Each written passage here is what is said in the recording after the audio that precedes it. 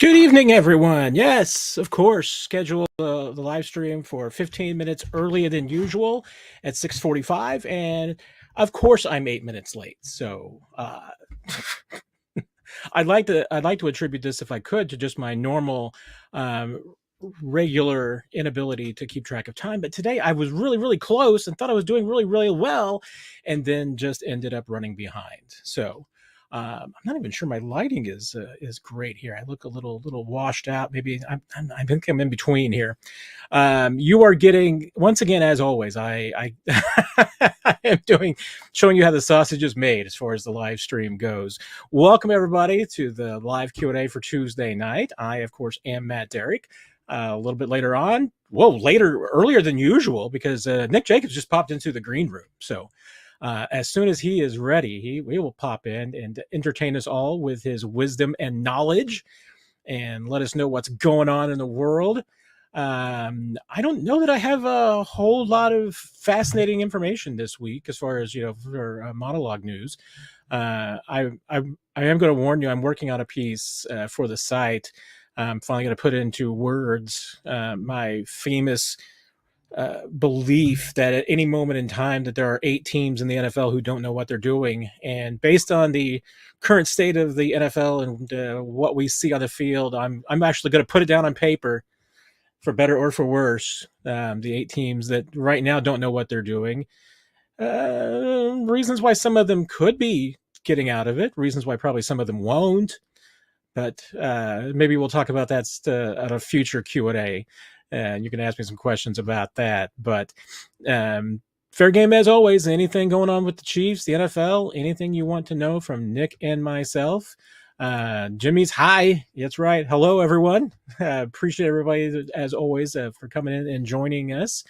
Like I said, I don't know if I have anything serious for the monologue this week. I think obviously Chiefs are 1-0. Bengals are coming in, and if you haven't heard, between 41 is the mic, and I'm fairly certain some other people picking up on it now, the Bengals are terrible in the first couple of weeks of the season in recent history. Joe Burrow has been terrible-ish in the first couple of weeks of the season in recent history. Has not won a game in week 2, so the Chiefs, in theory, are getting Joe Burrow at the right time. Also not sure that Joe Burrow against the Patriots looked 100% healthy. Doesn't have all his weapons on the field right now. So could be an interesting game. I mean, I've got the Chiefs winning fairly comfortably this week. We can get into that later. Although Nick doesn't make predictions wisely, so I could just go ahead and throw. I think the Chiefs are going to win this one fairly comfortably. I've got them winning 27-13.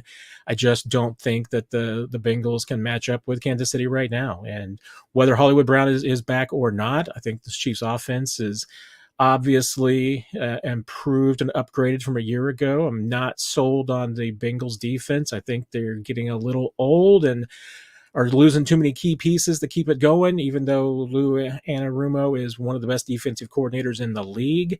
There's only so much you can do if you don't have the horses, and I'm just not sure if he has the horses right now. Maybe he's going to whip it into shape later in the season, but I think that right now, I mean, the Bengals are one of those teams that I think has a chance to be better later than they are right now, and that has certainly been their recent trend. So we'll see what happens, but I like the Chiefs right now on both sides of the football. So we'll see what happens. But Chris, I am so glad that you survived the trip to Sao Paulo. And hopefully you were not on the field, and therefore you have all of your ankles and knees fully intact, because you weren't slipping around on that green snow that they had on the turf in Brazil. I did not see the beginning of the game, and so I just saw the talk on social media about the players slipping, and I was like, this is probably overblown like usual. It's probably not that bad. And then I turned on the game, and first couple of plays, I just looked like some of the players were on skates. That was a slippery surface, not going to lie. And you may probably make a good point. Rio's probably a better location. I mean, I'm sure that they have to have better surfaces somewhere. But Chris, glad you survived the trip to Brazil. Glad you made it back in one piece. Hope you had a good time. You'll have to tell us in the comments some of your standout thoughts and observations, because that sounds like a great experience. So let us know what you saw. And speaking of experiences, it's Nick Jacobs. Hello, Matt Derrick. Hello to all the people out there in comment land. How are you doing this evening, Nick? I'm all right, Matt. I had some food, so I'm amped up, ready to go. You're better than I am, because right now my microphone is not, or my headphones are not working. Oh yeah, what happened there? It is, I have been lazy, and so for the last 5 years I have just failed to replace what's probably just a faulty set of earbuds. Okay. Because I have to continually turn it until I get to the spot where I can actually hear people and not just hear about 10% volume. So, well, there's probably something to be said, Nick, that if I just actually got a new set of earbuds, I can probably take care of the problem. But that sounds like a lot of work. Oh man, don't want that for you. Exactly. Don't want that for you. Any thoughts on your mind as you join us here on a lovely Tuesday evening? No, I mean I ran my errands earlier today, so I got that done. Got my oil changed, and then went to Sam's Club, then went to Hy-Vee, then Raven, shaved my head at sports clubs for me. So I look like I have a choice in the matter with my hair loss. So, that's half the battle right there. Half the battle in life. It is half the battle. Got that handled. And then bought some lottery tickets all before 2:00, Matt. That's pretty impressive. That is very impressive.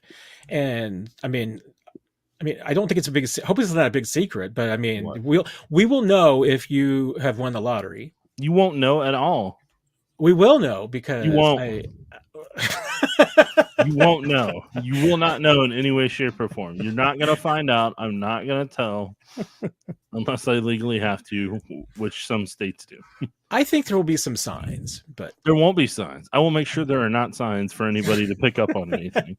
Look, Matt, there's one thing that I've learned in life. Paranoia equals prepared. Okay? As long as you're paranoid, you're going to be prepared. I just feel like the giveaway sign is that if you won the lottery, your Chiefs coverage would suddenly have a suspiciously super high quality and a great deal more of it. Maybe I just drank a bunch more sport coffees. You don't know. You don't know, Matt. You have no idea. This is true. I don't. Matt, I'll have an answer for every hypothetical you come up with. Because all right. I'm going to hide it. Then I'm going to start with a great question for you. Not exactly a hypothetical, because this is Let's an actual light hypothetical. This candle, Matt. But Chris wants to know if we're surprised by the lack of defensive plays by Jaden Hicks in Week 1. Yeah, I feel like we chatted about that last Thursday. Yes. Will I surprise? Yes. Am I still surprised? Yes. Will I be surprised if he didn't get more? Yes. No, I thought he was going to be out there. I thought they'd utilize him, but they did not. So we'll see what happens here in Week 2 against Cincinnati. Because, part of me wants to think like, hey, one, like you talked about on the podcast, they're not going to put him in a situation to fail, and they're not going to.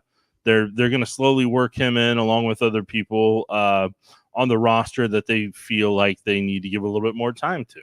So they're not going to just throw somebody in the deep end and say, hey, good luck to you. Have fun. But, the other part of it is that if I'm in their shoes, maybe if I think I'm going to play the Ravens again, maybe I don't show everything.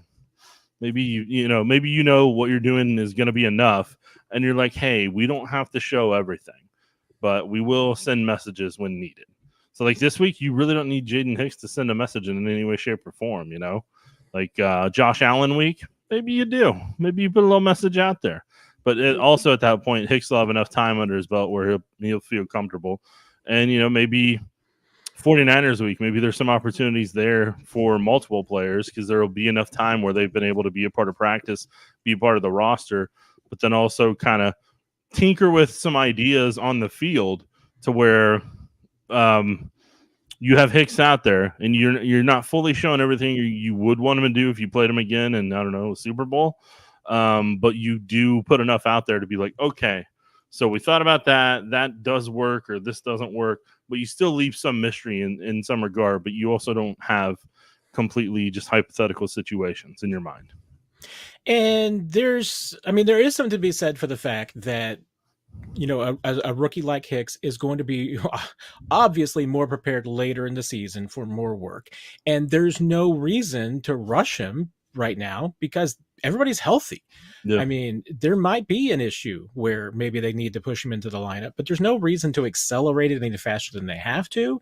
If it's just about getting him out there onto the field, I mean, he's getting plenty of special team snaps, so it's clearly not a health issue, if anything of that nature.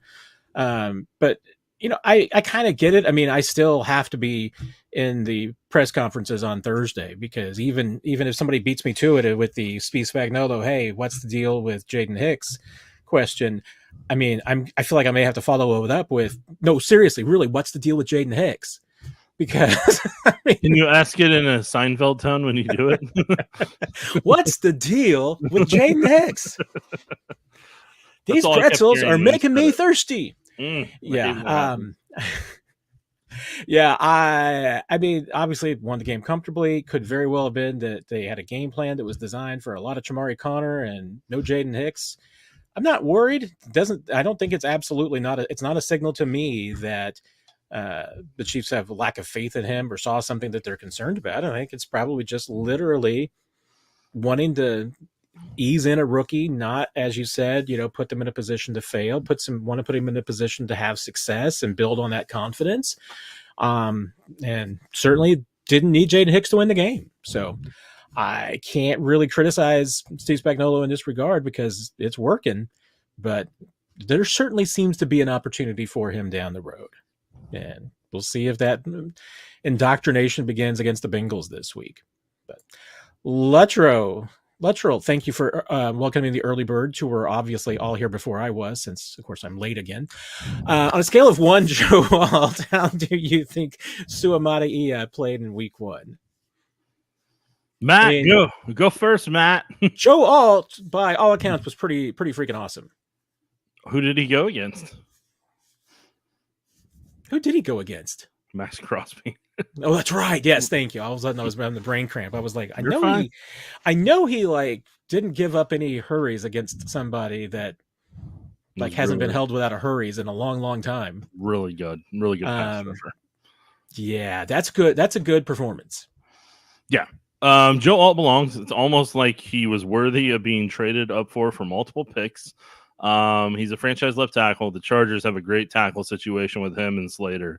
Like, Harbaugh has no problems for the foreseeable future at tackle. I mean, unless one gets injured, you don't hope that's the case. But yeah, from a tackle perspective, Justin Herbert's going to have all the time in the world for whatever he wants back there. That Chargers line, I mean, that's for the most part, it's a good to go offensive line. Although the Raiders did give them some fits with Wilkins and Crosby in that game. But in terms of Suamata-Ia, look, I mean, he's like a lot of rookies. He didn't have John Alt as his dad, so he's not going to be at that same technique level and not have that same mentality built into him that John probably did with Joe. But I mean, Suamata-Ia, the question with him is how do you get long term? Where everybody's really trying to get at, what they're wanting to know is when does he become a franchise left tackle? That's really what each person's attempting to ask each week when they ask that question. The reality of it is, it's going to take a couple years. He's going to have to learn how to get powerful with his punch at an NFL level. He's going to have to learn a little bit of bending a little bit better at the NFL level. And he's just going to have to become more aggressive in terms of being a Pro Bowl caliber elite left tackle. And that is to be expected. What he does have that some of the Chiefs tackles of past Orlando Brown didn't have is quick feet. So he has that going for him. So he's got good athletic ability, quick feet, and he can mirror well. He can keep up well. It's just right now where he is at is when he's going against either a speed rusher or a rusher in general. What some guys are going to do and what the Bengals are going to do this week is part of it is he's deciding when should he start his first initial punch. That is an art form, and the reason I say that is because when you start that initial punch, can make a defender go wider if you connect correctly. It can cause the tackle some problems depending on if they swipe your hand or not on that first one. Then you have to counter with the second one to get them, or maybe you use that first one to set up that second one. So in some ways, it's kind of like boxing with the footwork and the handwork to get that up to a certain point and get that to a correct point. So for him, that's part of it. Second part is the inside shoulder when guys attack him. Part of what a person's trying to do when they attack an inside shoulder is, one, they're trying to split you and the guard, or two, they're trying to get you to turn your shoulder so somebody can loop around. Because the number one thing pass rushers want to do is they want to get an offensive lineman, no matter if they're tackle, guard, center, whatever, they want to get their shoulders turned to the sidelines. Because if your shoulders are turned to the sidelines, you can't see everything that's in front of you with the front seven. So, so for Kingsley, it's a work in progress. I thought for where he was as a rookie, I thought he had a solid game, thought he had a good game. And like I said on Twitter, I only thought like 5 or 6 of his 54 snaps I thought were like ones he would really want back.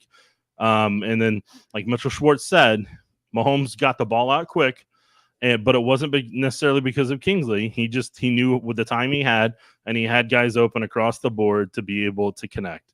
So we'll see what happens down the road here. But the Bengals are going to run some ET and TE stunts, and the Ravens showcased it, and the Bengals are going to utilize it. Lou Anarumo is going to utilize that one pretty quick. Yeah, I mean, Lou's one of the best in the business for a reason, and he's going to show Mahomes and company some things that they haven't seen. But hey, to me, with Alt, first of all, let's go back to training camp. Let's go back to the draft when there were a handful of people out there who were starting, and maybe it was just, some planted talk to try and see if they could get Joe Alt to drop to some places. Maybe they could get him to drop to 8 or 9, 10, so maybe he'd fall somewhere. But you heard some people who were like, oh, Joe Alt may not be all that in a bag of chips. And that made zero sense to me because Joe Alt absolutely looks the part. A lot of NFL players win the genetic lottery. I mean, Joe Alt and his brothers, family, and siblings did not win they won the Powerball, Nick. I mean, and it was a Powerball that hadn't been hit in about 16 weeks. I mean, they're billionaires in the genetic lottery. And that's, hey, and Kingsley Suamadi won genetic lottery too, but not a billionaire Powerball winner. You're right. It's going to take some time. There's nothing wrong with that. A lot of players need some time to develop. So there's a lot to like. And I know the Chiefs love what they've seen from Suamadi so far. So, on a scale of 1 to Joe Alt, he's not Joe Alt, but I'd give Kingsley, I think, a solid 6 right now. And that's pretty good. Of course, you talk about the lottery, Matt. You have you have a $5 question. It was we do, don't we? Thank you. I almost forgot that, and I will Jason. Don't worry, we're coming back to you. You're next. Don't worry. But Jesus, member, got the super chat question Perez going on here. $5 question. Always love Jesus. You guys really have very good details in your explanation. Any timeline on Hollywood? Could be this week, Nick, because Andy Reid told us on Monday he's going to go through his testing this week. So far, so good with everything. Once again, the timeline, their expectations all along was very similar to Tyreek's timeline. They told us 4 to 6 weeks, and Tyreek was 4-ish. Because as I said, remember, from the moment that Tyreek had his injury until his next game was 35 days. For Hollywood, it was 26 days until the Thursday night opener against the Ravens. So that was always going to be, that was not even 4 weeks yet. So that was going to be a tough one. But Sunday for the Bengals will be 36 days. So I may have said weeks a moment ago, 26 weeks, 26 days. But now it's 36 days for Hollywood on Sunday. It was 35 for Tyreek before he came back.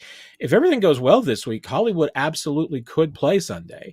I wouldn't blame the Chiefs if they decide to wait one more week because it doesn't really seem to me a reason to rush him back if you don't need to, unless you just feel comfortable that nothing is going to happen and you just want him to be able to go out there and get a few snaps and start to get it under his belt. I mean, doesn't seem like they're not going to put him out there if they think that there's any risk of a setback. So I think you can feel pretty comfortable with that they're going to be cautious and they're going to be conservative with this. But so far, so good, right, Nick? I mean, it looks like Hollywood should be back, if not this week, then certainly next week. I mean, if I'm in their shoes right now, you want to start slowly getting his conditioning back in up to a game speed if you can. So even if you just haven't practiced this week with no contact jersey on or something, or he does, or he does a lot of the drills and he does a lot of the stretching, warm-ups, maybe some sprints and everything, and just gets himself back into that level this week, then that's completely understandable. Like, you don't necessarily need him for this one. And after watching the Falcons game today, you don't need him for the Falcons either. So, and then watching the Chargers game, you may not need him for the Chargers one either. So, whatever you have to do to get him back to, like you said, 100%, that's kind of the key in this regard. But, yeah, I'm telling you really don't need him for the Falcons if you don't want him. I'm just telling you.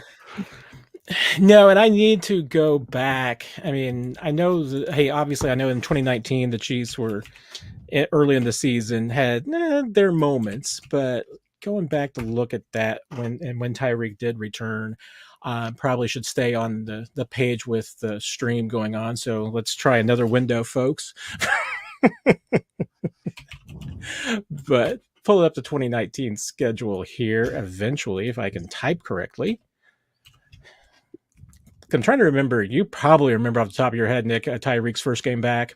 I know he didn't play against the Colts, and that was one of the ones that they lost. Justin Houston had his play in that game. So, and I think that was week 4 at the time. Yep, they just lost to the Colts 19-13, and then Tyreek comes back in week 6 against the Texans after missing 4 games, and Tyreek in that game back caught a 46-yard touchdown pass from Mahomes. 3 minutes 18 seconds into the game. Well, if it's the one I'm thinking of, that was the one where he elevated over everybody, grabbed the football, and then pulled that one in. Yep. And then leaned back in for the touchdown, if I remember, because Justin Reed was playing. I believe it was Justin Reed's rookie year. 5 catches for 80 yards and 2 touchdowns in that one. And Chiefs lost the game. So there's that. Yeah, I'm trying to remember that. They may have lost the battle, Matt, but they didn't lose the war that year. Didn't lose the war, got the second one back and everything. But yeah, I can see why, in retrospect, I mean, even if he wasn't 100%, and I remember there being some discussion about whether he was or not coming back there. But obviously played extremely well and didn't have any setbacks after that. So all worked out well. No, and you remember Mahomes had a ankle sprain. I can't remember if it was a high ankle sprain or that where and he played through that. And I mean, in that Colts game, like he ran around and he was hobbling a little bit in that one and still kind of found a way.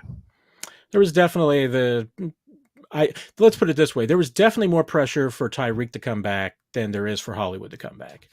Because after Thursday night, I wouldn't have any concerns whatsoever about them keeping out Hollywood for another week. Whereas I know, I mean, and part of it is because, hey, Tyreek's your number one guy. But I just do remember in 2019, that was the number one topic. Was even at that point, Mahomes' ankle wasn't as big of a concern as when is he going to get Tyreek back? Because that'll help the ankle is getting Tyreek back. So I think it's a different situation. But Jesus, to your real point, I would not be surprised if it's this week. I expect him to be out on the practice field on Wednesday. Thursday will be the real test, and then if he comes back and is able to go on Friday, then I think you're probably looking at 100% that Hollywood's going to play on Sunday in some form. But if he doesn't play this week, I almost wouldn't bet the house, Nick. I would bet at least your lottery tickets on him playing in week 3. What is it? Why do you keep bringing the lottery tickets? I don't know. It just seems like an appropriate analogy in comparison. Come on, man. Stop trying to jinx my lottery tickets, man. I'm trying to help secure my 401k, okay? I'm trying to help you. Jason, coming back to your question, like I promised, do you think Travis has lost a step? I mean, I'll say the controversial thing here, the quiet part out loud, whatever you want to say, call it. I mean, the dude's 34 years old. Let's just acknowledge that, of course, he has lost a step. Of course, Travis Kelce isn't as fast as he used to be. He's 34 years old. He's going to be 35 next month. I think we could, every one of us who has been 34 or 35 can attest to the fact that none of us did anything physically better at 34 or 35 than we did when we were younger. And professional athletes are no different, no matter how hard they work at it. He is not as fast as he was a few years ago. That said, I mean, it's Travis Kelce. So is he smarter than he was a few years ago? He's continuing to be smarter than he ever was. So I don't know that it matters a whole lot. It's going to matter at some point, Nick. But I mean, I don't think there's anything wrong with acknowledging that Travis is not as fast as he used to be. I lost a step from the time we started this podcast till now. I've just taken it out of you. No, but seriously, like that's like you said. Like, I mean, the thing I need people to understand, with each hit a player takes, there's only so long their body is able to recover year after year before the hits start wearing on them, before the surgeries wear on them, and they deal with, like, for example, whenever I had my knee scoped, I haven't played in the NFL, but when I had my knee scoped, guess what? That was back in 2016, and when a front changes, I have swelling in my knee still to this day. Like, so, and I've only had a handful of surgeries. So, I mean, for Travis Kelce, that I believe he said on New Heights at one point, has had 14 surgeries. Like, you're gonna probably feel stuff over time, and like your body's gonna be different. The muscles you have are gonna be a little bit different at times. So, every NFL player loses his step with each passing year. The people like Derrick Johnson had to figure out ways to lose weight to be able to try to maintain those steps and try to find that edge to be able to keep whatever they could. Derrick Johnson miraculously was able to come back from that first Achilles tear, but the second one, it took its toll. And Derrick was never the same player again. Then he went to the Raiders, and then he retired after that. So yeah, I mean, is Travis Kelce losing a step? Yeah, he's going to lose a step. Like, he's going to keep losing steps. Like, I mean, that's just a part of being in the NFL and the wear and tear of playing football. Yes, and like I said, I don't think there's any problem with acknowledging that. I mean, I think I mean. Trying to think if I can seriously look Travis Kelce in the face and say, Travis, have you lost a step without him, punching me? But I know he wouldn't punch me. I'm just kidding, people. I wouldn't blame him for, wanting to say, come on, what are you asking me that for? But I'd like to think that he would, actually would gladly admit that he's lost a step. Might not want to from just wanting his opponents to know that he thinks he's lost a step. But I mean, I think Travis in his heart knows that he stopped getting faster quite a few years ago, and he's made up for it with a guile, agility, knowledge. I mean, he knows his opponents better than any other tight end in the league. He knows where they're going to be. He knows their tendencies.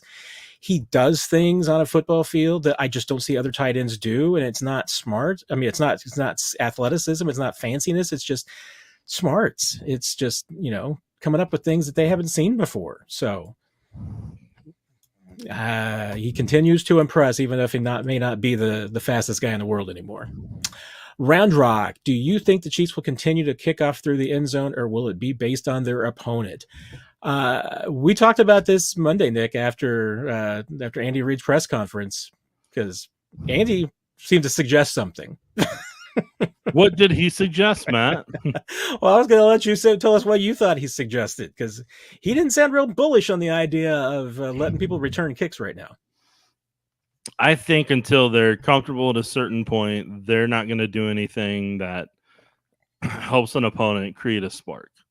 So if they're significantly up on an opponent and maybe they want to try some stuff and kick off, then I could see them potentially doing that. But right now, especially against the Ravens are well-coached special teams, and you're not wanting to really kind of test that and give them 7 points. Because think about that. if on special teams they'd been able to get a return for a touchdown, game would have been tied. So I think they were okay with guaranteeing themselves that the Ravens started at the 30 and gave themselves that known situation and just prepared based off that, personally. Yeah, I mean, and this is to me, honestly, it's a pretty radical change to me for the Chiefs because, I mean, Dave Toub, and I'll be very intrigued to see him discussing this on Thursday as well. Maybe he'll be a little bit less hardcore as Andy was on Monday about it. But the Chiefs have always been a team they're not afraid. They've always been, we believe that our special teams coverage units can outplay yours. So they haven't been afraid that when they think that they've got an advantage, that they're going to take advantage of that. They're going to try and create returns.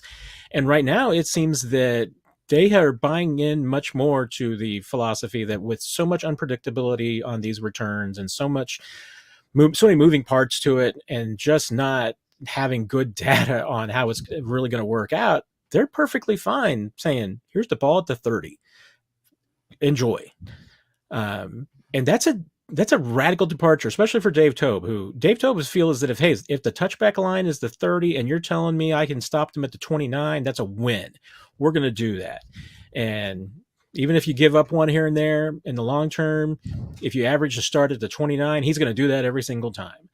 But I think the indication that Andy Reid gave us Monday is exactly what you said, which is that as long as there's volatility, as long as there is unpredictability, as long as there is no data to really tell you and make some decisions on, they are perfectly fine taking the no risk approach and just giving teams the ball at the 30 and moving on. Because you know what? The Chiefs are probably going to get the ball a lot at the 32. And I mean the 30 also, not the 32. Although if they average a return out to the 32 every time, Nick, that would be an advantage. Yes. I'm sorry. Sometimes I crack myself up. Dave, thoughts on Joshua Williams and Jalen Watson's versus the Bengals receivers? What did you think, Nick? We'll see. I'm sure Watson's going to play one of the outside receivers, and we'll see who goes up against Jamar Chase and go from there. T. Higgins has a hamstring injury. I'm sure he'll magically be better all of a sudden and play against the Chiefs, and maybe he'll aggravate it, and then he'll be out 4 weeks. We'll see what happens. I don't remember Burton. At minimum, I don't remember him having a catch, even if he did play for the Bengals. So, yeah, I don't remember that being the case on him. Let me see if he even played.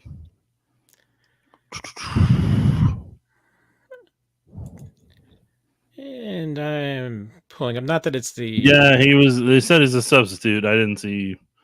He didn't have an impact on the game, and I don't remember him having a stat either. So, that.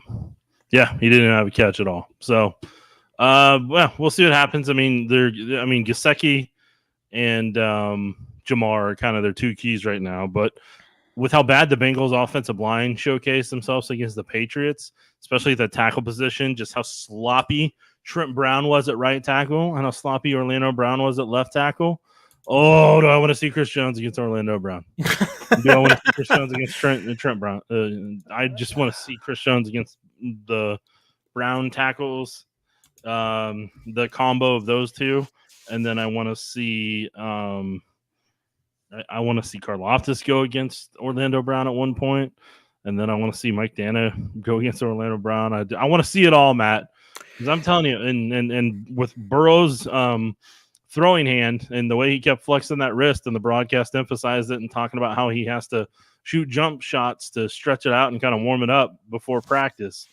I don't know if it's 100%, and the way he didn't push the football down the field makes me wonder to a certain extent. So it will be intriguing. Yeah, and I feel like I can already see it. Just the first obvious passing situation, and Chris Jones just going over to Mike Dana and saying, "Yeah, Mike, kick inside. I got this." Mm-hmm. I think he's going to want to go up against Orlando. Right. He'll have fun against Orlando and Trent Brown both. Yeah, I think he's absolutely going to have some fun. So I think that's an intriguing matchup, and I mean, I don't know because I don't know how personal it really got and will be between the Chiefs defense and Orlando. I mean, everybody got along with Orlando. He was well liked in this town, but Orlando's inability to just kind of keep his mouth shut and go about his business. It probably hasn't. There's probably a few things that he said on his way out of town that I'm sure a couple of the Chiefs defensive players remember and are going to bring up because he just always kind of talked a little more than he should I'm looking forward to Sunday. But Dave, finishing up on Williams and Watson, not that it's the greatest metric in the world. I'm not a huge fan, but Pro Football Focus basically graded them out almost the exact same. I mean, from a coverage standpoint, Watson was graded a little bit higher, but not enough to, I mean, it's not enough to make a difference. And honestly, my observation was I felt like it was the same way. I mean, I don't think that it was, remarkably different, but the Chiefs are kind of platooning right now Williams because they just want to put him into situations where they think it's going to be favorable for him, whereas Watson's one of their guys that's going to be out there every single time. What I'm just going to continue to be, and this is going to be an interesting one to me, Nick, with the height that the Bengals do have at some of their receivers, especially if T. Higgins is back, is how much is Trent McDuffie playing on the outside versus how much are they going to move him back inside and maybe have Williams, because both those guys are taller corners. Do you favor the height and the advantage there, or do you favor just McDuffie being McDuffie? We'll see. So I'm intrigued. Mango, do you anticipate Cameron Thomas will get snaps on Sunday? Also, who gets waived to make way for Hendershot on the 53? Hendershot's already on the 53, so no move there. They just did not have him active on Sunday, or Thursday rather. So they can have him up if they want to, if they think he is ready. So, and obviously he made a bit of a play on Roquan Smith, Nick. So didn't even have to be on the field to make a play on Roquan. Yeah. Yeah. I don't know. They don't have to waive anybody. As you said, Hendershot's already on the roster. We'll see if they use him on special teams this week or if they use 3 or 4 tight end set, because the Bengals couldn't stop the run against the Patriots. Here's the thing that people don't want to put out there. The Patriots didn't have an effective passing attack against the Bengals, and they controlled the game with the run the entire time. Controlled it the entire game. Wasn't in doubt.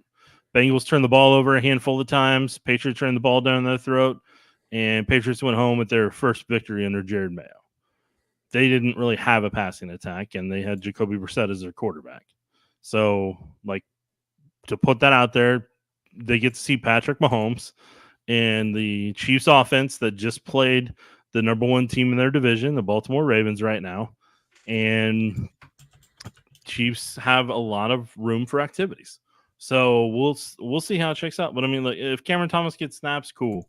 If they still want to let him work and everything, that's fine. But the key thing for the Chiefs in their rush going against Joe Burrow is to leave a spy again this week. And if that's just the defensive tackle staying at the center spot or staying at the 1-tech spot, but encouraging Burrow to stay in the pocket as they collapse it in on him, that's what they need to do, because Burrow took off multiple times because he saw the middle wide open and he was able to evade and start taking off going forward. So if you take that away from him, especially with the ineffectiveness he has sometimes pushing the ball down the field right now, you do those things, they're going to have a fun day against him. One thing I felt like was particularly noticeable with the fact that the Chiefs did not have Cam Thomas take any snaps against the Ravens on Thursday is that front 4 was gassed at the end of that game. And had the Ravens gotten into the end zone, I am very confident John Harbaugh was going for 2. And I'm not sure that defense was stopping anybody, because I think that between being gassed and having the emotional drain of giving up a touchdown, I don't think they were stopping that 2-point conversion. But I mean, not having a guy, just one more guy that's taken some reps and everything for you, I mean, unless they just felt like he wasn't ready yet. I mean, that to contribute. I mean, and that's possible, but I think you're going to have to. I mean, depending on how many defensive snap the team has to play. I mean, they played 80 snaps against the Ravens. That's a lot. And they just did not have the depth against the Ravens. And obviously they had to run around a lot more than they wanted to. Granted, you get the extra days of rest from the Thursday night game, so that's not as much of a hangover as it might usually be after your defensive line had to play so much. But they need some more. They need somebody to come in and give them snaps, because they can't let and Burrow is not going to run as much as Lamar, but he still has given the Chiefs problems with scrambling before. You just can't let your defensive line get gassed the way that they did against the Ravens. But that's just me. So, Phil with the super chat.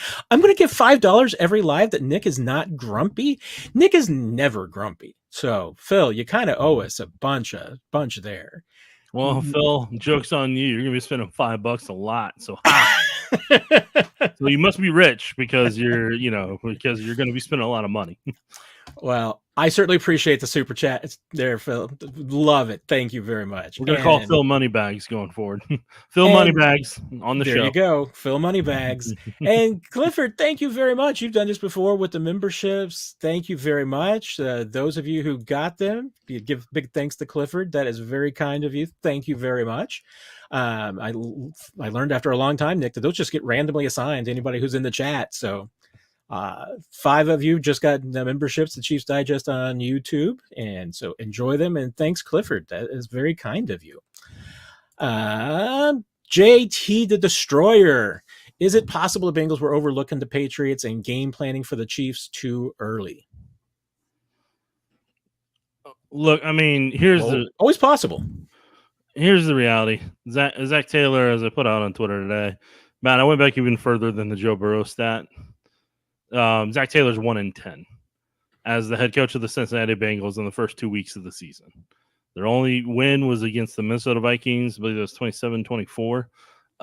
So, like, Zach Taylor's teams, no matter if Joe Burrow's on them or not, have a history of coming out slow out of the gates.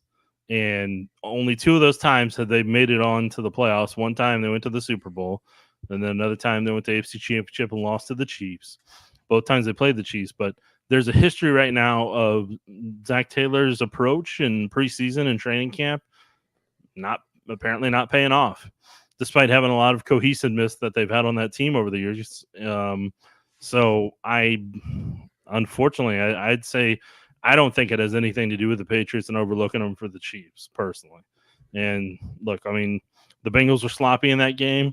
Will they be up for the Chiefs? Sure. Every NFL team that's going to play the Chiefs is going to be up for them. So as long as the Chiefs do what they need to do, execute, and take each approach every week as if they know that the opponent they're going to face is going to give them their best shot, and continue to approach that way, then the Chiefs will be fine. So, I mean, that's all the Chiefs got to focus on doing on their end, and they can't really worry about anything else. I mean, they lost the game where they gave up, 290 yards of offense and only gave up 121 yards passing. I mean,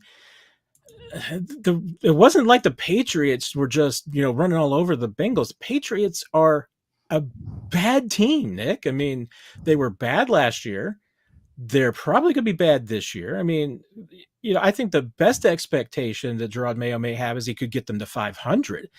But if you are a team with playoff aspirations and you are routinely getting skunked in the first couple of weeks of the season by bad and 500 teams, because it's not like, once again, that the Bengals in that 1-10 run have just been playing the Chiefs and the Bills and the Ravens every year in the first couple of weeks of the season. They've played just as many bad teams as anybody else has.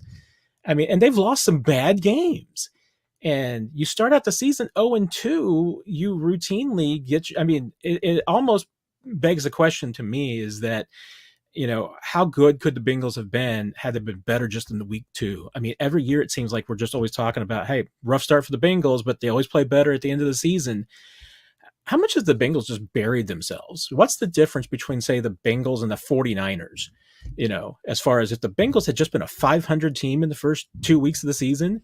But you're right. I mean, Andy Reid will tell you that, his record coming off a bye week and his record in the first week of the season when he has all this time to develop game plans and everything, that's just a little bit of luck.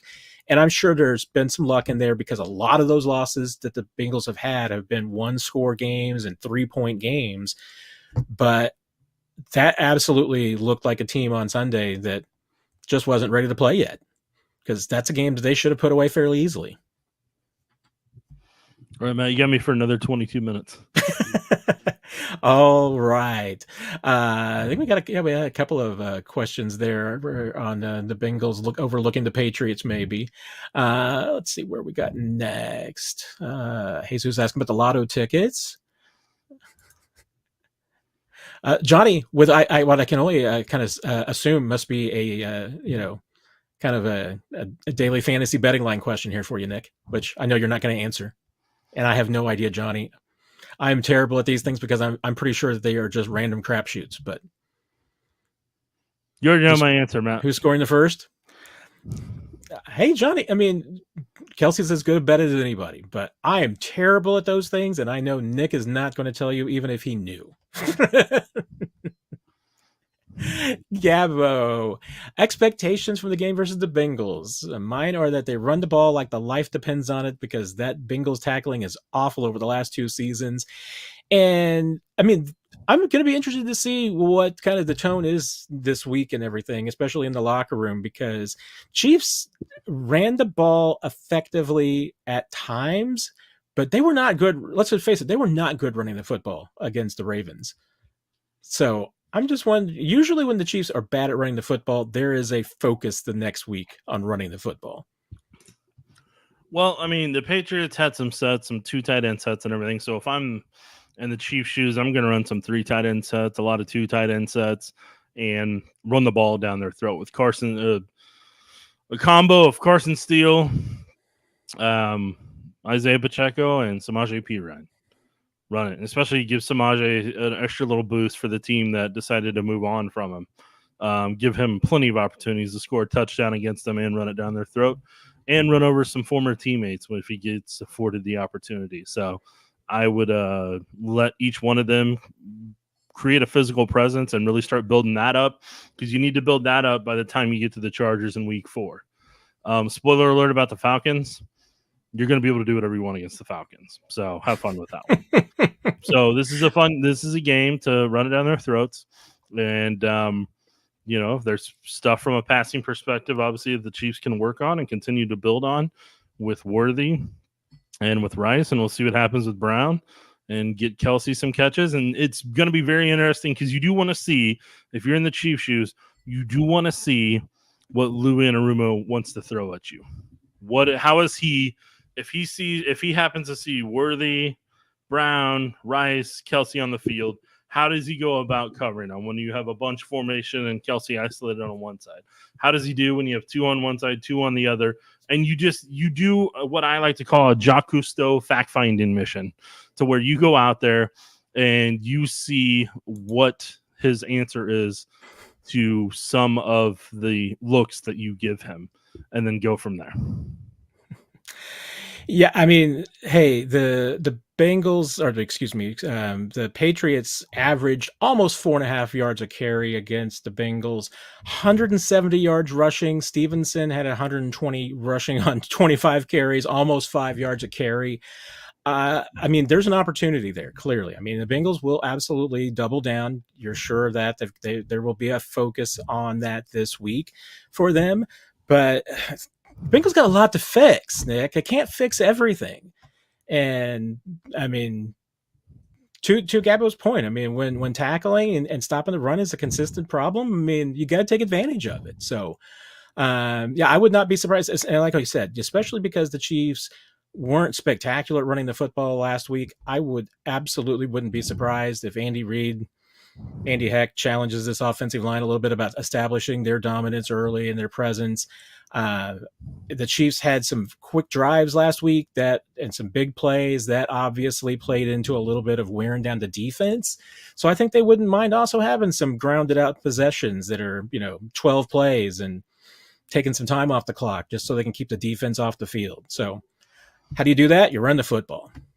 Matt wants me to get some new earbuds and the $20 drop. So Matt, you are to you. I now owe it. So to you. So I will be for the next live stream, for the next 41 is the Mike episode. I'm making my run to Best Buy. I'm going to pick out some good earbuds.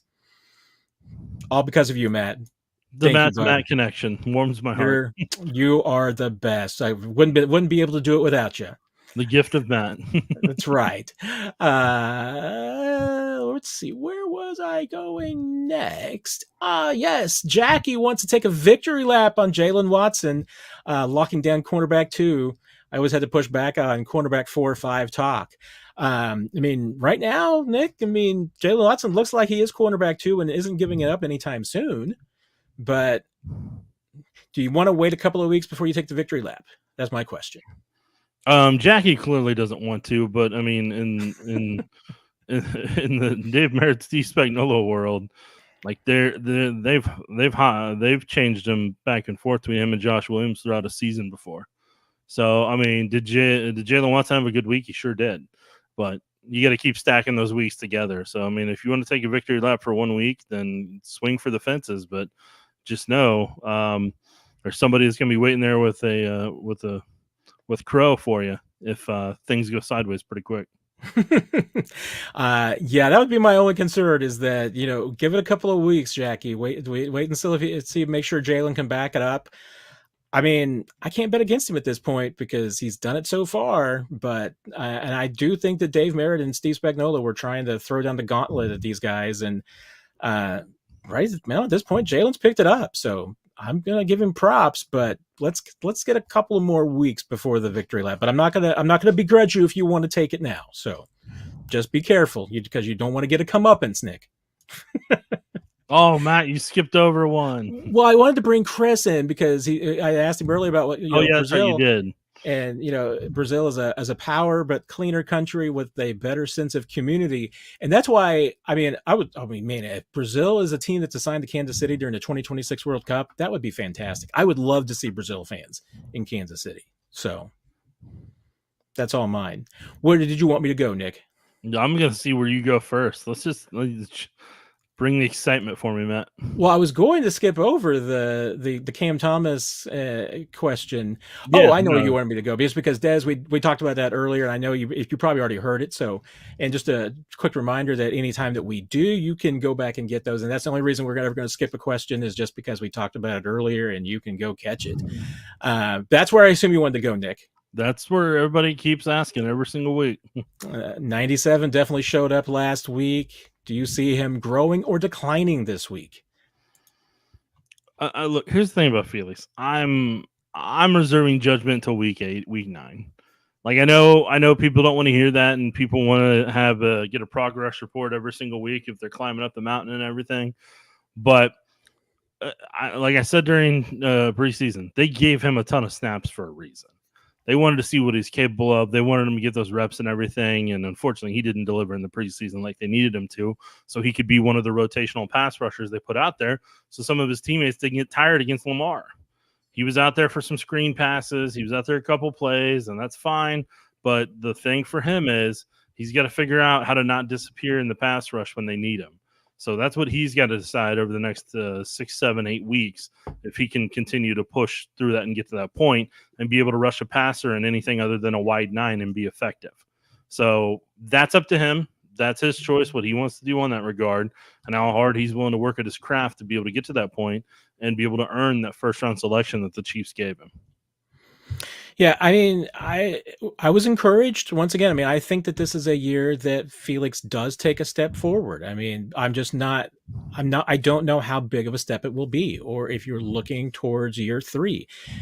the catch is still just how young he is, how new to the position he is, how new he is kind of still to his frame. He is a late bloomer in all regards, and that's not a bad thing. The Chiefs have had plenty of late bloomers who've turned into great players, and I always remember Tyrann Mathieu giving one of those speeches. It was a really good speech from Tyrann a few years ago. He gave it at the 101 Awards.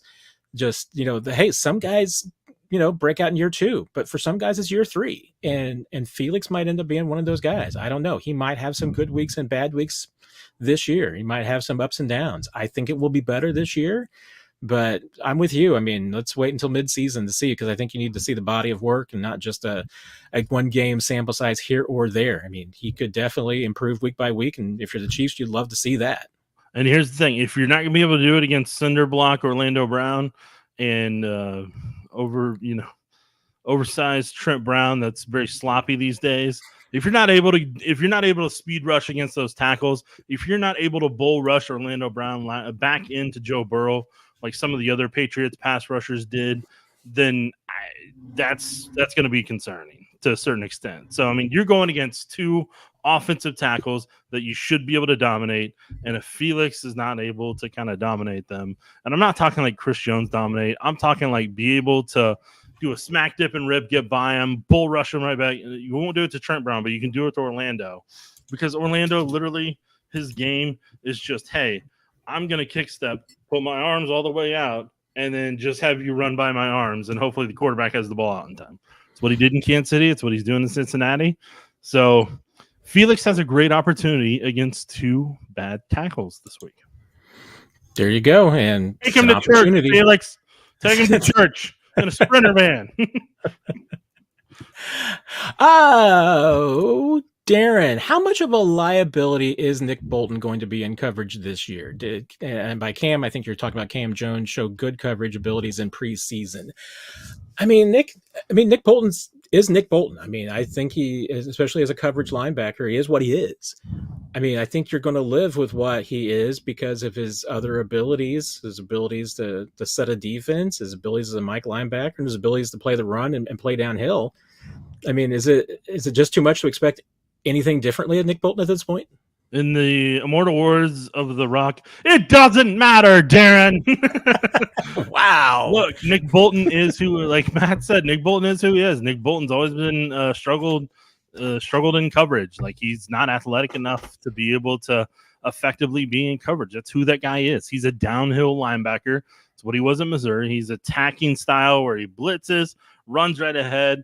That's where his wheelhouse is. That's where his wheelhouse has been. That's where his wheelhouse is going to continue to be in 2024, 2025, and beyond, because that's the style of linebacker he is. But he is the heart of their defense in terms of the calls. So Steve Spagnuolo is going to keep him out there, and he is going to continually be out there. The best way the Chiefs can force him to not be a liability in coverage is their front 4 gets to the quarterback quick enough where he can't get the ball to him. So otherwise, when you have those times with an athletic quarterback that can screw him around like Lamar and buy time, and then Bolton has to cover Isaiah Likely or Zay Flowers in an AFC Championship game, 20, 30 yards downfield, things are going to happen. Things are going to, problems are going to happen. That's just where Nick Bolton's at in his skill set. So I don't see Steve Spagnuolo changing. I think Nick Bolton's going to be out there every single play. And that's, will that be a problem at times? It will. But the defensive line will decide how often that is a problem. Yeah, and I mean, let's face it. I mean, like to the point of Nick is what he is. I mean, is he Fred Warner? No, and he's not. I am who I am. That's right, Matt. Not being paid like Fred Warner, and probably won't get paid like Fred Warner. But and once again, I hate kind of leaning on PFF too much because I'm not the world's biggest PFF fan. But at least it's a metric out there, and it's apples to apples. But PFF ratings over their careers will tell you that Nick Bolton's a better coverage linebacker than Patrick Queen. So, or they're about comparable. Queen's had some better seasons. Nick has had some better seasons. I mean, I think you're always going to make that trade based on, what you want out of a Mike linebacker. And if the Chiefs are going to sacrifice, some coverage abilities for what Bolton gives them in other areas of the game, I mean, I think that absolutely that's a trade that Steve Spagnuolo will make every day of the year and twice on Sundays. And I also go back to your Mike linebacker is not the guy that you need to worry about being the best coverage guy. I mean, Mike linebacker Nick is probably what? I mean, is it just going to drop into zone a lot and maybe pick up the running back periodically? But other than that, I mean, yeah. And I don't even, I mean, even with the problems that the Chiefs had last week into, players slipping out in the flat and getting some gains, those weren't Nick Bolton's guys. So I'm not sure that I really saw Nick Bolton giving up a ton of yards, but your mileage may vary. Yeah, there it is. There you go. You got 8 more minutes with me, Matt. Make them good. I know. Everybody, go look through Chris's comments about Brazil, because those were quite entertaining, and maybe we'll go through it after Nick is on, so we don't have to. I don't want to lose out on Nick's time here. So, Luttrell, what do you think about the rest of the offenses in the AFC West after Week 1 of football? I'm really intrigued to see because we haven't talked a lot about this, Nick. All right, so Raiders, watch them versus the Chargers last night. Raiders' offensive line is one of the top 5 worst in the league. They can't run the ball. They can't pass protect.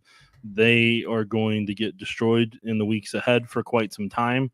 And I'm not kidding when I say that. They cannot run the ball. Like, teams blow up their run in the backfield. So Gardner Minshew doesn't know when he will or won't have time, so he takes off.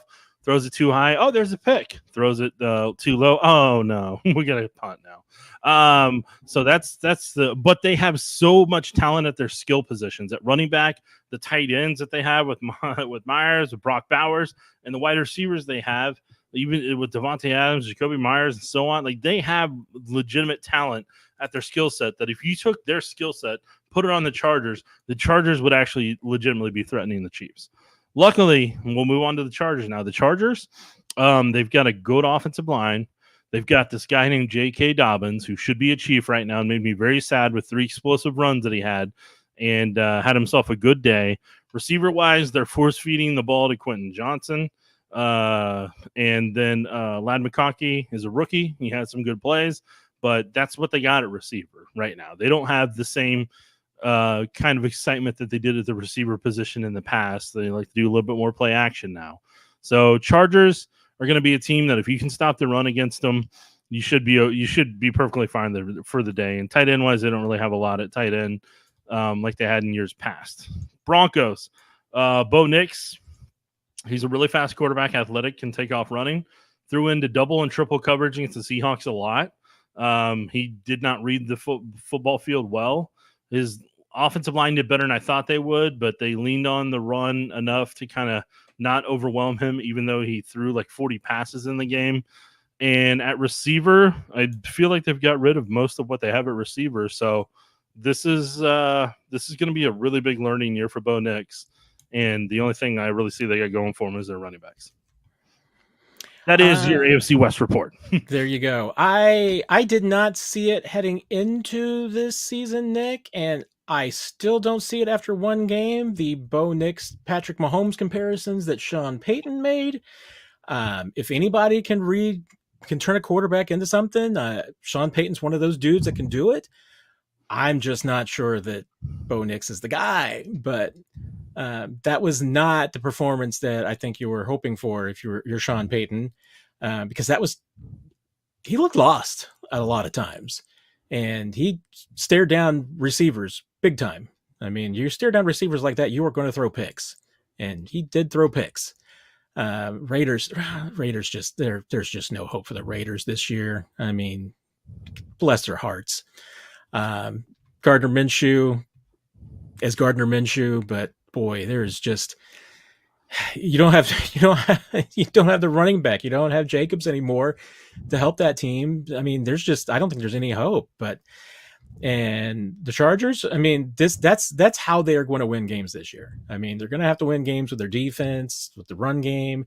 I mean, Herbert's going to be better than he was, and I guess you can give it maybe to the Raiders. I mean, maybe their defense is better than their offense, but And I think that the Chargers can play 500 football. I think they can be close to a playoff team. Maybe they can sneak in, but I'm less bullish about the Broncos than I was heading into the season. I mean, I thought they could maybe hang around 500, maybe back into it if Bo Nix plays well. I no longer have that faith. And to me, the Raiders, I mean, they feel like a 4 or 5 win team, and maybe they'll surprise me, but feels like what they are. Scott, is Noah Gray's new contract a sign that he's about to become a larger part of the offense as Travis starts to decline? This will end up being the final question for me, man. I believe, yeah, because you got 3 minutes, unless somebody else comes up with a final one that holds me here for one. I mean, what are you going to do? Are you just going to filibuster so that I can't ask you about what you think about Tyreek Hill's arrest? So, anyways, Noah Gray, new contract to sign. There's no comment I can have on that one with the position I'm in. I can't comment on that one. Going to let the law enforcement and legal situation take its course on that, Matt. I can't analyze everything in the world, especially when you work at a TV station. That's a question for your attorneys. I don't have attorneys, but I enjoy having what I do for a living. You answered that question like a veteran who's been pulled over for speeding, Nick. So anyways, we're talking about Scott here. His question is Noah Gray's new contract to sign that he is about to become a larger part of the offense as Travis Kelce starts to decline. Well, that's hurtful, Scott, to Travis. But I mean, look, Noah Gray, they were able to get him they guarantee the cost control. Noah Gray provides insurance for Jared Wiley and his development overall, and it also gives stability to their tight end position. It's one part that they don't have to worry about attacking next year. They don't have to worry about bringing anybody else in. They're already going to have header shot. They're going to have Kelce. So their tight end position stable for 2025, whether Travis Kelce is or isn't a part of that roster. So that's one less thing they got to worry about. So then and long term with the O-line, they're good. They've got what they're going to do long-term plan-wise there along the offensive line, and that's cost control. They're good there. So the only two things that they would potentially have to focus on in 2025 roster building-wise is what do they do at running back? What do they add at running back? Because this is just if I remember correctly, Matt, this is Pacheco's 3rd year now, right? Correct. And then next year will be his 4th year. That'll be contract year. So then they will now need to potentially prepare for if Isaiah Pacheco would not return in 2025. So that's where you build Carson Steele up this year, use him next year. Then you'll see what you do with Clyde Edwards-Helaire and what Samaje Perine shows this year. So running back and continually adding on at receiver so that you keep that cost control going. Because if you get any receivers next year, that receiver you use next year is potentially to help you with one, Rashee Rice's suspension, but then also if you have to go in a different direction and he wants too much money down the road, that you have to allot somewhere else. And then above all else, you got to go after defensive line every single year, pass rush every single year. So for the Chiefs, running back, wide receiver, pass rush, those are where among no matter what happens this year, that's what you continually build on so you can stay a winner. Yeah, and to me, Noah Gray is exactly that way, like that is. I mean, the contract that he just signed is number 2 tight end money. I mean, it's pretty much equivalent to what he's making this year in his 4th year of his rookie deal. So you're signing Noah Gray, you're signing him to be your number 2 tight end for the foreseeable future. And if anybody supplants Travis Kelce, I mean, I think that the Chiefs are hoping it's Jared Wiley, that he becomes that guy, because through 3 years in one game, I mean, Noah Gray, 3 catches for 45 yards is his high, and that's been what he has been. There's nothing wrong with that, but I think he's a number 2 tight end and a role player. They've locked him down, like you said. It's cost control. If you're in a scenario going forward where that's your tight end room for now, you've got Travis that's on his contract, and Jared Wiley is cost controlled. Peyton Hendershot's cost controlled on their rookie deals. That's pretty good shape to be in. So I think that they're happy with that. And like you said, now it allows them to go out and tackle some other positions. Is there any question you've seen, Nick, that you want to go out on? Or no, but at 7:42, William with the wordplay there on Jacques Cousteau. Tip of the cap to you, William. Oh, that was wow! super. I need to go check that out then. So I'm heading there right now. He says Jacques Cousteau. That's a deep dive. Because Jacques Cousteau was a diver. William nailed it. That is for the cap, William. well played, William. Giving you the salute there. So, well, Nick, thank you very much for joining us. It was a pleasure, Matt. You are the best. I'm going to play a game called Not Be Here Anymore. I'll be sticking around, folks, so you don't have to bail. But we're saying goodbye to Nick. So, Nick, thank you for your time as always. You are a gentleman and a scholar.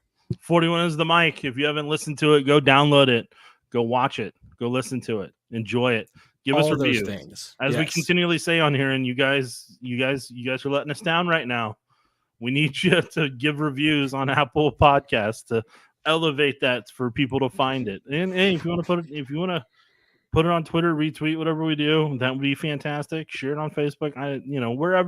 Wherever it feels right in your heart, you should do. But the reviews help us. The likes on YouTube help us, so that it puts us at the homepage for people to find us. So if you want to share this content with all of your Chiefs friends, then that's how you do it, and that's how you help us, and that's how you help Matt be able to afford a new pair of headphones. Yes, you don't have to do the super chat. Super chats are greatly appreciated, Matt Francis. But yes, anything you can to support us. And like Nick said, you give us the 5-star reviews on the 41 is the Mic podcast over on your podcast platform of choice. Helps other people find it. And we just haven't gotten very many reviews lately, Nick. I mean, no. I just want some reviews because it's sad in my head and my heart, Matt. I mean, I'll wait until you're gone to say something. Our podcast is Final Rose worthy, okay? That's right. It is Final Rose material, and it should be review material. And I mean, I would hope it would be a 5-star review material, but all right, Matt. I'll see you. Take care, Nick. We will talk to you later. Thanks for all the people in comment land. Bye. Say nice things. Bye. And even though Nick couldn't stay with us as long as usual, I will continue to go through them. I'm going to answer your questions as best as I can. And I didn't want to get Nick into trouble or anything. But when we started doing the 41 is the Mic podcast, there's been another 41 podcast that was a football podcast. They got a lot of reviews, and they kind of just kept this on the same channel. So a lot of our reviews are for the old podcast. We just don't have as many for 41 is the Mic.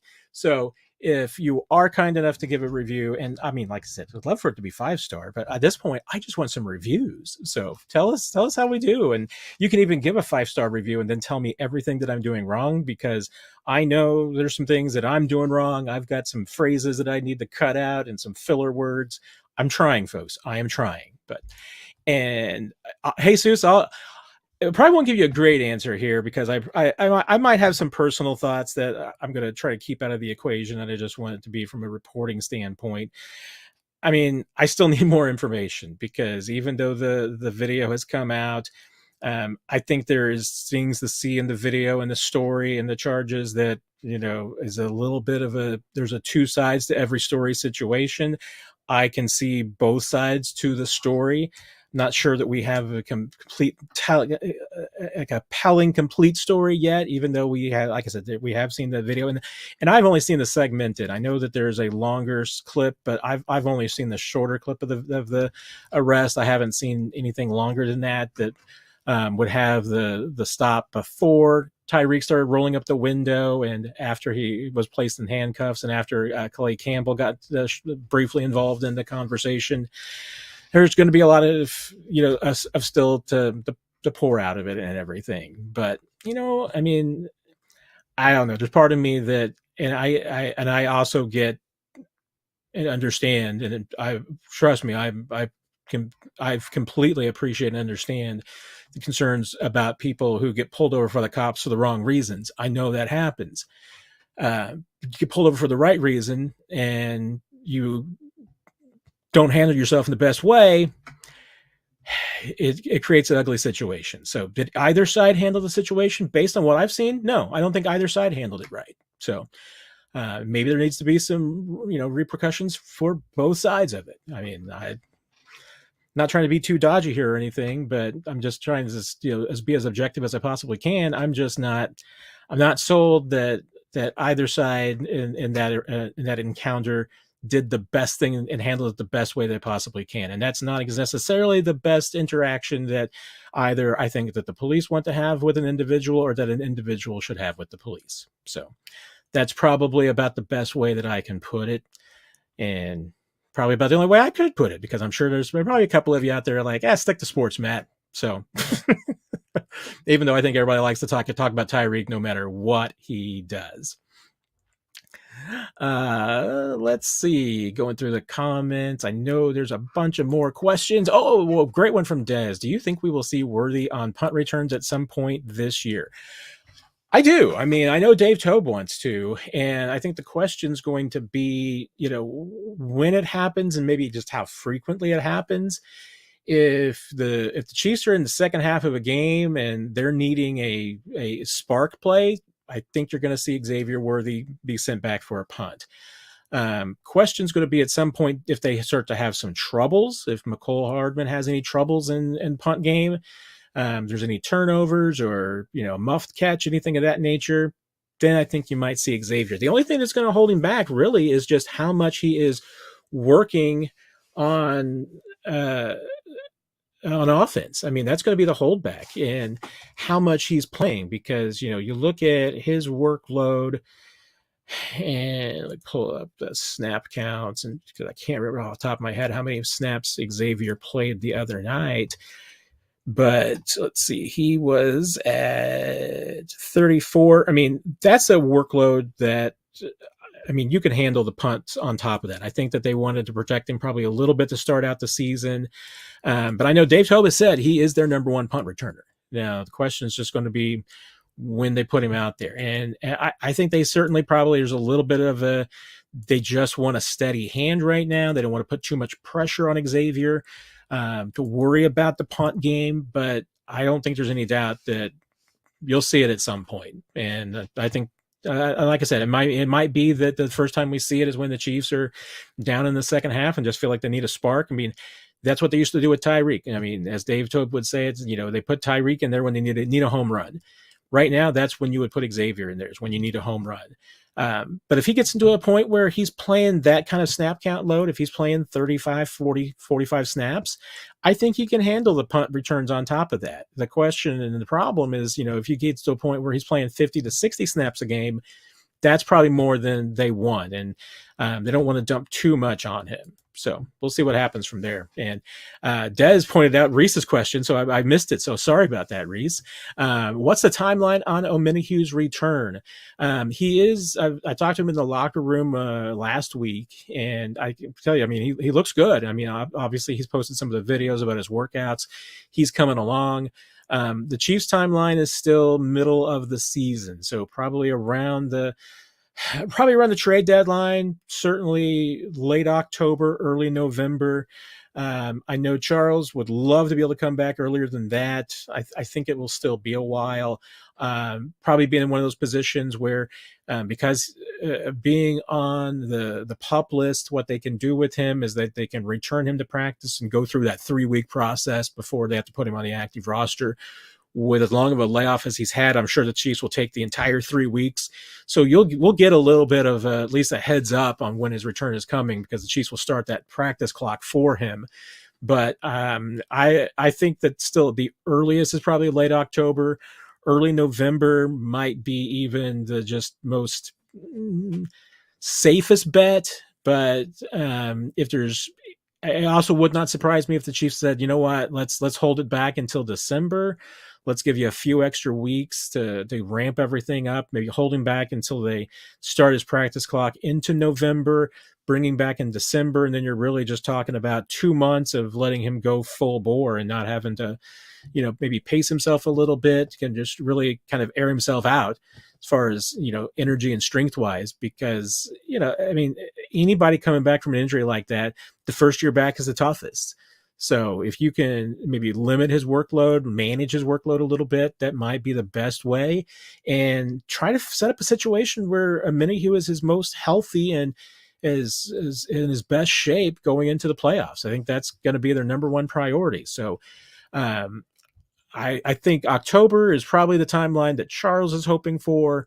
November is probably the likely timeline, but the Chiefs would be okay with early December too. So uh, we'll see. But I will definitely, like I said, I think you'll definitely get a heads up because the Chiefs will likely take that full 3-week window with him to ramp him up going into the season, or at least going into his part of the season that he's going to be a part of it.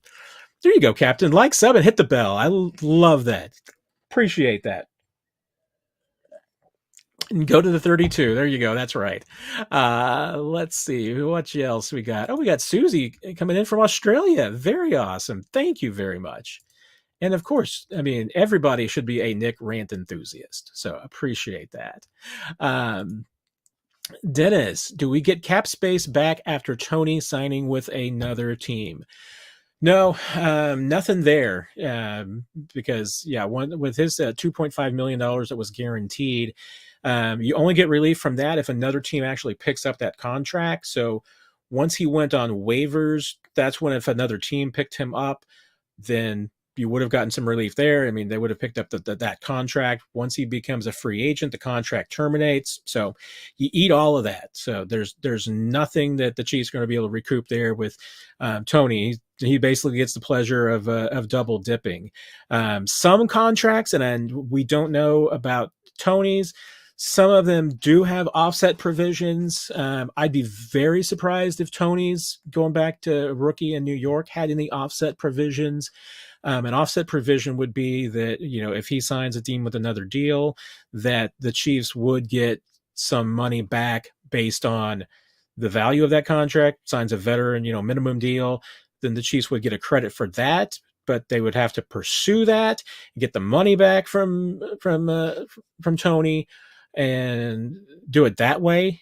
So doesn't mean it's going to happen. Doesn't mean it's in the contract. So I would expect that no. I mean, the Chiefs won't get that money back. $2.5 million. I mean, it's both not that much money, and it's a painful amount of money. It's not terribly painful. I mean, think what that Cleveland Browns have with Deshaun Watson's painful money.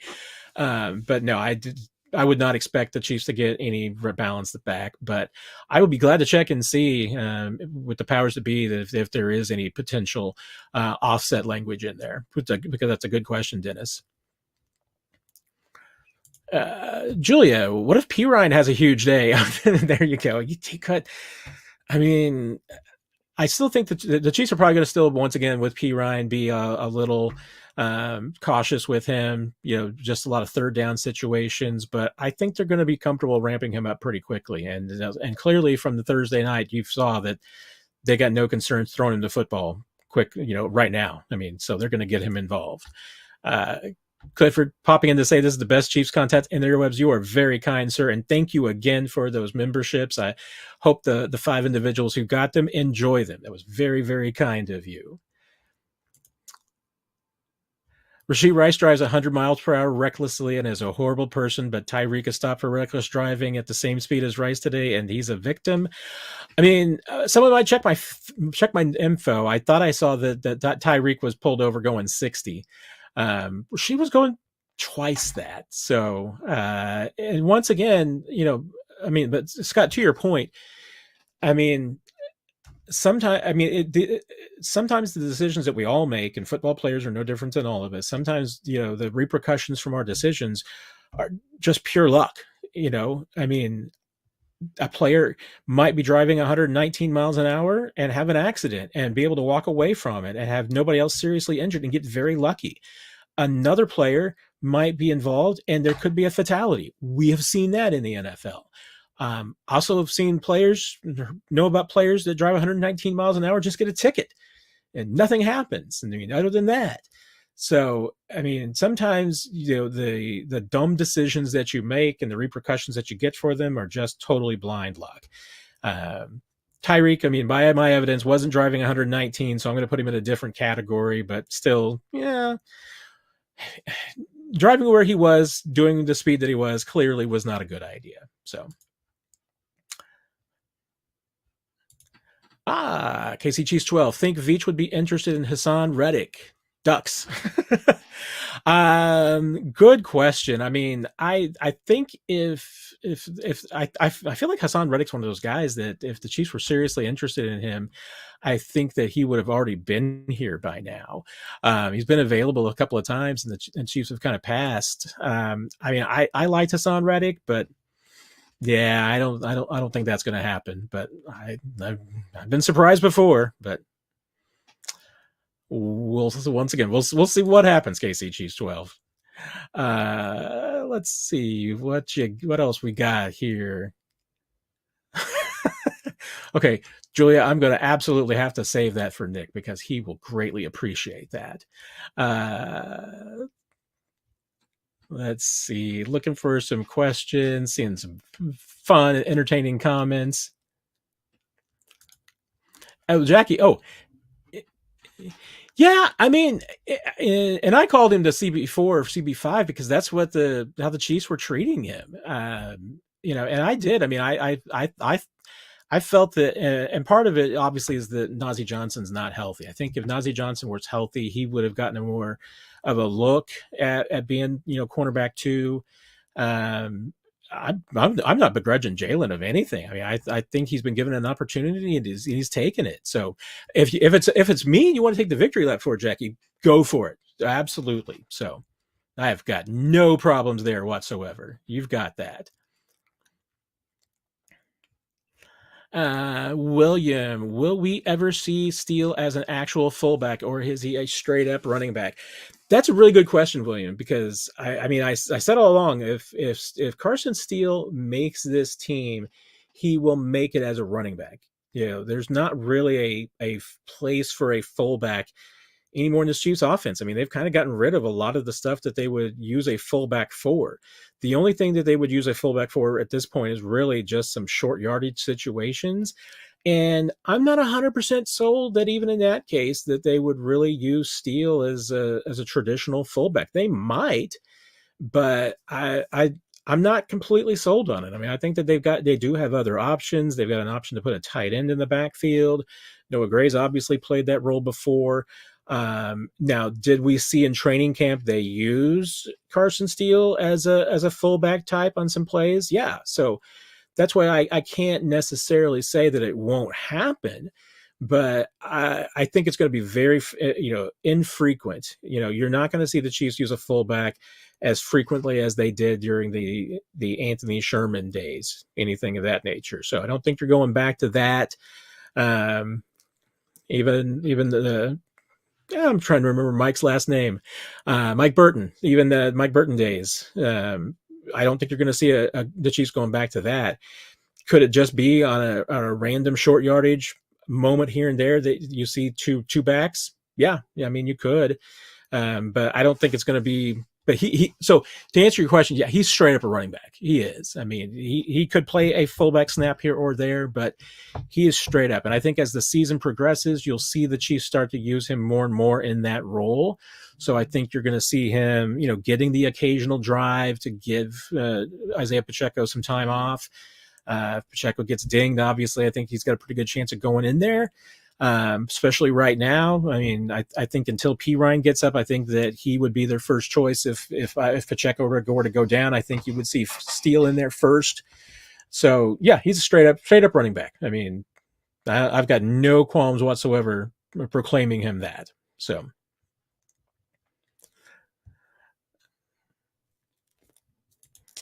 I can answer this, Snake, because Nick won't give a final prediction, but I'm going. I said at the beginning of the show, I'm going pretty bold here. 27-13 is my pick. So, Gary, could the Chiefs sign the Green Bay left tackle that was released? And I'm just wanting to make sure that I assume that I know who you're talking about, but I just want to make sure I'm not missing anything, because you're talking about David Bakhtiari. I wanted to make sure that he was still a free agent. I couldn't remember if he'd signed anywhere. I mean, it's possible there's a scenario, but I think there's a couple of problems with it. One, the Chiefs don't want to put a lot of salary cap space into a position like that, because if Bakhtiari came in here, it would only be because something has happened to Kingsley Suamatia, or that Suamatia. I get my Ozark accent every once in a while, and I start dropping that that kind of in the middle syllable. I need to start slowing down when I say Suamata Ia.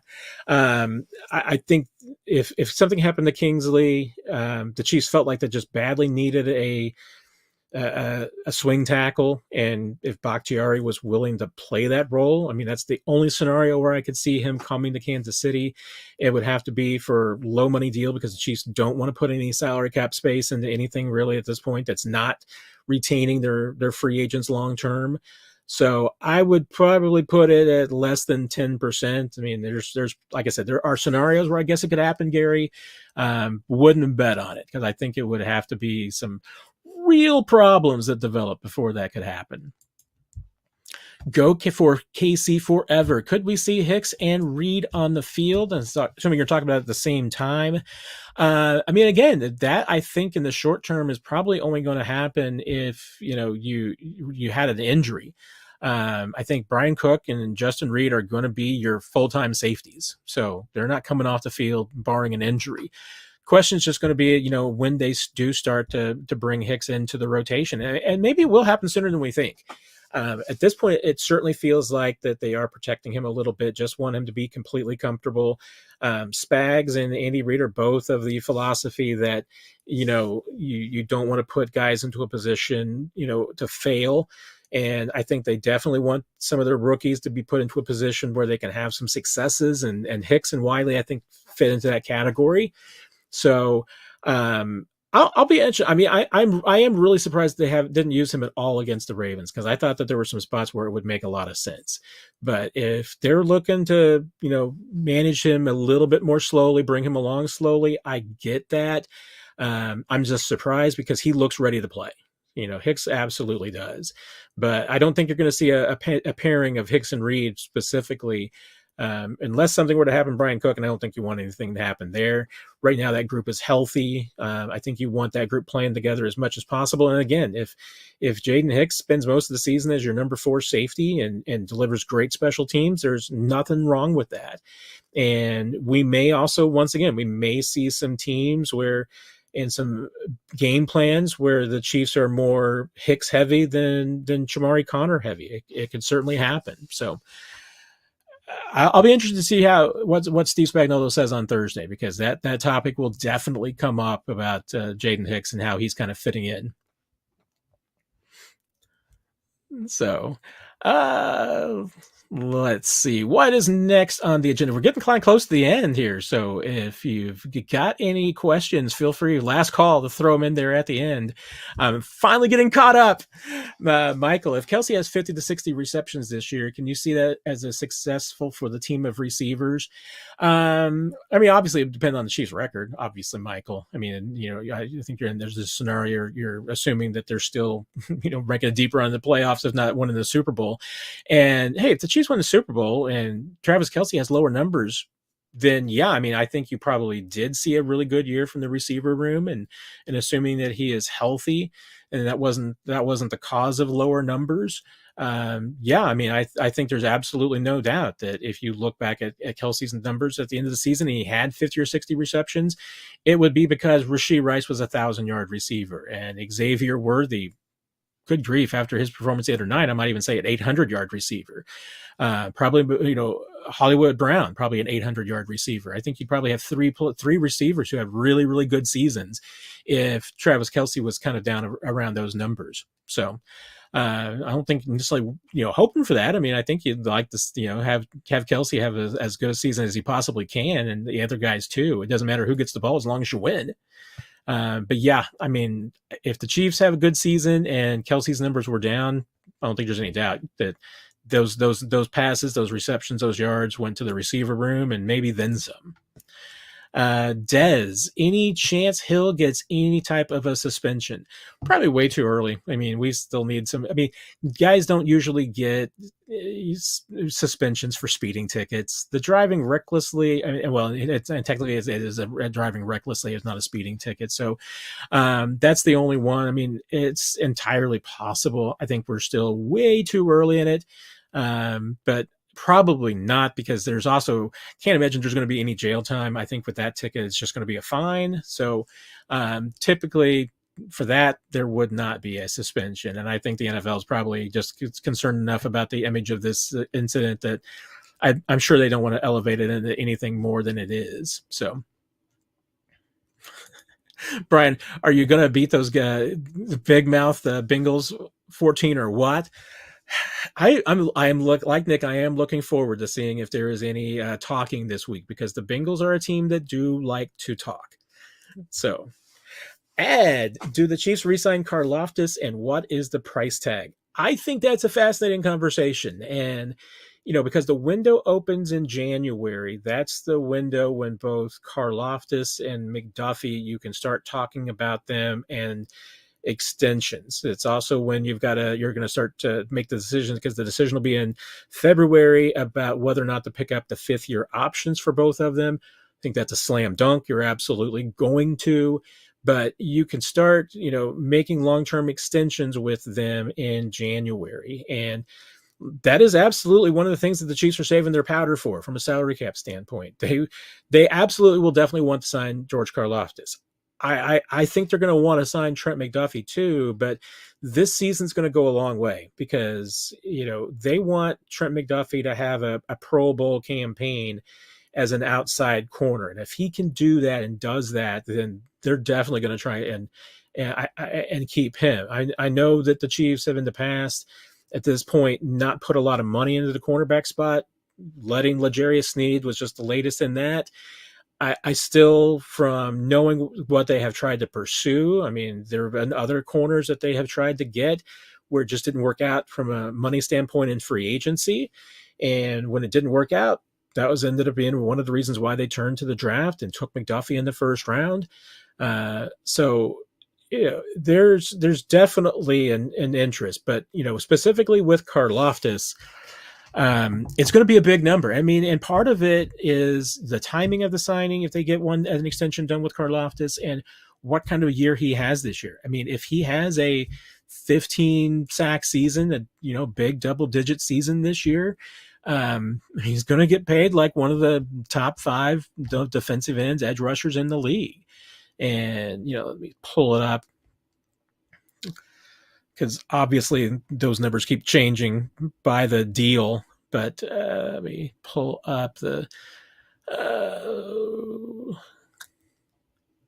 player rankings. Let's go to cap hits. That'll be the easiest one. So we'll go to the defensive line and the edge rushers. I mean, like Max Crosby's average salary right now, or salary, that's cap hit. So his cap hit's 30.8. Kenny Clark's 26.3, Montez Sweat 25, Jeffrey Simmons 21. There's maybe go to straight edge rushers too to make that, because that's the better list right there. That's what I wanted. Max Crosby's at top at 30.4. Right behind him, just a few $1,000s, is TJ Watt, Joey Bosa 26, Khalil Mack 25.6. And when you're talking about total package, let me pull that one up. Let's go to total kilowatts. Let's contract value. Yeah. So Bosa's at 170. Josh Hines Allen 141. Brian Burns 141. There's 7 guys right now that are making over, that have deals over 100 million. I mean, I think if George Karlaftis has a big double-digit sack season, like I said, he gets into the mid-teens, 15 sack-ish, in that kind of ballpark. I mean, I think you're talking about a $100 million deal for George Karlaftis. So, just how much? I mean, is he worthy of a Nick Bosa $170 million deal? No, I wouldn't say that. But could he put himself into a position to be like paid like Bradley Chubb? Yeah, he could. And especially because, there's going to be some more deals done. There could be more deals done this offseason that add to the $100 million salary, club. So there could be some, before George Karlaftis signs a deal, there could be another bump and a change in the market. So, but yeah, I mean, I would fully expect minimum an extension for George Karlaftis would be $25 million per, probably more than that. And if that's the thing, is that, and John, if Karlaftis wants top of the market money, they won't keep him. I mean, he's got to have the production with it to get that. If Karlaftis wants $30 million a deal based on his body of work to this point, then I would say no. I mean, the Chiefs probably would let him walk. But you've got some time. I mean, this is year 3. You can see how year 3 plays out. If that's not enough for you and you're the Chiefs, you can see how year 4 plays out, because then not only do you have the 5th year option that you're, I think, most likely going to pick up at this point, you always have the salary cap too. So you can kick the can down the curb a little ways. That can always cost you if it backfires, if the player just simply continues to improve, and that could end up costing you a lot of money. But I mean, I think there's a reasonable chance. I mean, just based on his body of work right now, like I said, I can see Karlaftis being one of the top 10 paid defensive ends. Just what is happening with the market. I think he needs a big year to make it more than that. And by the time, like I said, I mean, right now, $100 million deal would make him a top 10 corner. He might get a $100 million deal. And by that point, maybe it's not top 10 defensive end money anymore. So, Des with a really interesting point there about McDuffie will be around the same range. They have the same agent. I mean, there's no doubt. I mean, McDuffie, on the course that he's on right now, I mean, McDuffie is going to be $25 million corner easily. And once again, that's, betting that the cap doesn't change, or at least the market doesn't change for corners. It could continue to go up. So, I mean, what McDuffie's going to have to prove is that he can be an outside guy, because that's one of the leverages that he needs, is that he's not just a slot corner. And I firmly believe that. I mean, I think he can play any of those positions. I don't think there's any problem with that. We're going to find out though. And it's going to be up to him if he has it. But if McDuffie has a Pro Bowl, all pro caliber season this year, playing mostly on the outside, sky's the limit. I mean, he could absolutely be one of the highest paid corners, and should be one of the highest corners in the league, because not only is he a good player, but he's a good teammate. His leadership is different. He's not a raw guy, so he's not one of those types. But man, you just talk about, he's got what I will say is a little, I don't mean this as an insult, because corners have to have a little diva in them. He's got a little bit, I mean, but just a little. I mean, that's the great thing, and the most amazing thing about Trent McDuffie is that he is a really good corner, but he doesn't have to tell you about it.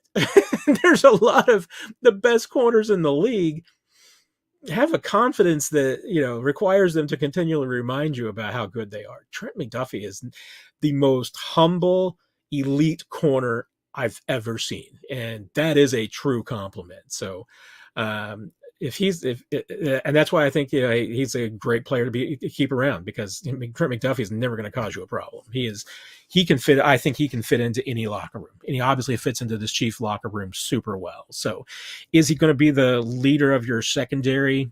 No, I think he's a little bit quieter than that. You want somebody else around, but you know what? The Chiefs have vocal leaders in that secondary in spades. Maybe not the cornerback spot, and maybe they got some guys who are going to grow into that. Who knows? But both Brian Cook and Justin Reed are both vocal corners, so I don't think you have to worry about having a vocal leader in that defensive back room anytime soon. So don't see any more questions. So unless there's anything else that any of you all have in your mind, I'll stick around for another minute or two to see if there's any last minute questions. But kind of a quiet week for the Chiefs. I mean, obviously it's just a quiet weekend because the team was off. I'm Brian. I'm going to push back a little bit there on the Veach doesn't pay corners, because I think he's just waiting for the right one. And he has tried to pay corners in the past in the free agency and just didn't work out. Maybe that was for the better. Maybe it was not. Who knows? But I know that Brett Veach knows that reputation is out there. He's not too worried about it. But one day he's going to pay a corner. It just has to be the right corner. And I get saying L'Jarius Sneed maybe was the right corner. I mean, we talked about in the offseason about all the reasons why, the pluses and the minuses for L'Jarius Sneed and signing him. And maybe the Chiefs are going to be proven wrong. But there's obviously the concerns because he was older. He's 27. He's an older corner getting that second contract. The knee, was a problem going forward. I'm not saying the Chiefs did, but I know some teams had a concern with Snead's playing style, that he was too physical because they felt that was going to lend himself to having more injuries and availability problems. So there were legitimate business reasons for not signing L'Jarius Sneed to a long-term extension. There's not going to be any of those with McDuffie because McDuffie's a younger player. The only business decision you would have with McDuffie would be height. But if, once again, he's a Pro Bowler caliber player or an All-Pro caliber player, being 5'11", then you're not going to have any concerns about that. So, but I think Brett Veach is just waiting for the right situation, and L'Jarius Sneed for them wasn't the right situation. So, for better or for worse. So, John, what do you think of the Burrow with wrist injury smoke? Honestly, John, I don't even think it's smoke. I mean, watching him during that game and looking at his numbers, that did not look like Joe Burrow. That did not look like the guy who can push the ball downfield. And you look at it. And that was it just seemed like that was a ball control, game management performance from Joe Burrow. I don't know what he's got in that hand right now. I don't know if he's got the ability to launch the ball downfield and to make the throws that he's made before in the past. Maybe we'll find out this weekend. I think you're going to have to see more depth of target from him than you saw last week. And maybe you see that if T. Higgins is able to play and it's not just Jamar Chase. And, if it's just Jamar Chase, then obviously he's going to see a lot of double teams, and that's going to make it a little bit more difficult. But we'll see. But from the Joe Burrow I saw on Sunday against the Patriots, that was not smoke. I mean, that looked close to fire as far as there being an issue with that wrist. And I know I saw some of the clips online about, how he seemed to be throughout the game just shaking it and rubbing it. And I mean, that's a guy who's not comfortable and doesn't have a lot of confidence in his throwing hand right now. And maybe he needed one game to just know that he could get through it and trust it. And maybe that's what he needed to just push through it and be able to come out against the Chiefs and be flinging it and firing it.